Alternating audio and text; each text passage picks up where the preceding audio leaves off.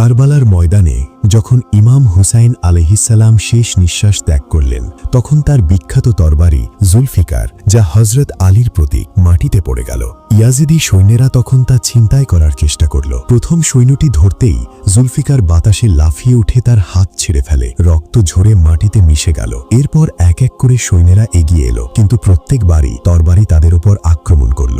রাত জুড়ে জুলফিকার ঝলমল করল, আকাশ আলোয় ঝলমল করল, ঠিক যেমন শহীদদের রক্তে ময়দান আলোকিত হয়েছিল। ইয়াজিদেরা ভেবেছিল ইমাম হয়তো আবার জীবিত হয়ে উঠেছেন। পরের সকালে যখন আহলে হারাম ময়দানে এলেন, জুলফিকার বিবি জয়নাব আলাইহিসসালামের পায়ের কাছে পড়ল। তিনি যখন তা তুলে নিলেন, তরবারি থেকে রক্তের অশ্রু ঝরল, যা মাটিতে লাল গোলাপে রূপ নিল। সেই গোলাপই আজ গুল-ই-হুসাইনি নামে পরিচিত। ইয়াজিদিরা তরবারি মাটিতে পুঁতে ফেলার চেষ্টা করলেও প্রতিবারই এটি আবার বেরিয়ে আসত। অবশেষে এটি অদৃশ্য হয়ে গেল, কিন্তু বিশ্বাস করা হয় যে এটি এখনো সময়ের ইমামের হাতে এবং কিয়ামতের দিন আবার লড়াই করবে। যদি এই ত্যাগ আপনার হৃদয় স্পর্শ করে, মন্তব্যে লিখুন লাব্বিক ইয়া হুসাইন।